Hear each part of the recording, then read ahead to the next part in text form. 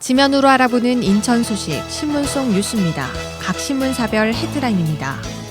먼저 기후일보는 올해 들어 인천의 금융민원 처리 건수가 11% 줄었다고 전했는데요.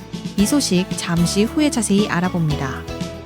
경인일보는 중구 을왕산 아이퍼스힐 조성이 추진될지 관심이 쏠리고 있다고 보도했는데요. 이 소식도 잠시 후에 자세히 알아봅니다.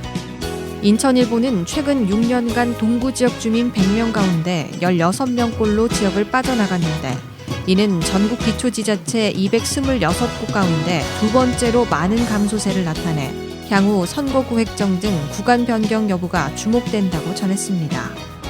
중부일보는 내년 6월 지방선거에서 인천시장에 도전하는 예비 후보자들이 추석을 앞두고 방송과 SNS 등을 통해 지방선거 출마 의지를 드러내는 등 자신이 시장으로서 능력 있는 후보라고 피력했다고 보도했습니다. 그럼 기후일보 기사 자세히 살펴봅니다.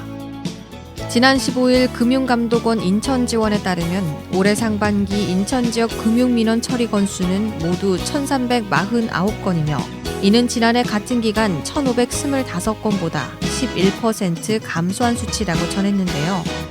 권역별 민원 비중을 살펴보면 보험 739건, 비은행 381건 등으로 나타났고 보험 권역 민원의 경우 보험 상품 설명 불충분 등의 보험 모집 관련 민원이 394건으로 가장 많았다고 전했습니다.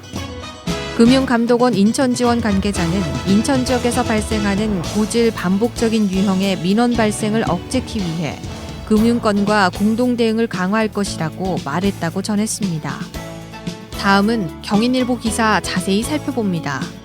안성일 산업통상자원부 경제자유구역 기획단장이 지난 15일 을왕산 아이퍼스힐 개발사업 예정부지를 찾았는데 인천경제자유구역청이 이 부지의 한류 영상 콘텐츠 복합단지 조성을 위해선 사업부지가 경제자유구역으로 지정돼야 하는 상황이라고 보도했습니다.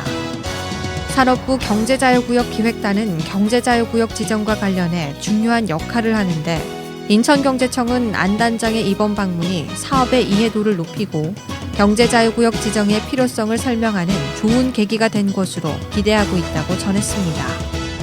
인천경제청은 이 일대 80만 7천 제곱미터 부지에 국내 최대 규모의 복합 영상 제작센터와 공유 스튜디오, 야외 촬영시설 등을 조성할 계획으로 사업비는 2,300억 원 규모로 추산되고 신규 일자리 창출 규모가 상당할 것으로 인천경제청은 전망하고 있다고 보도했습니다.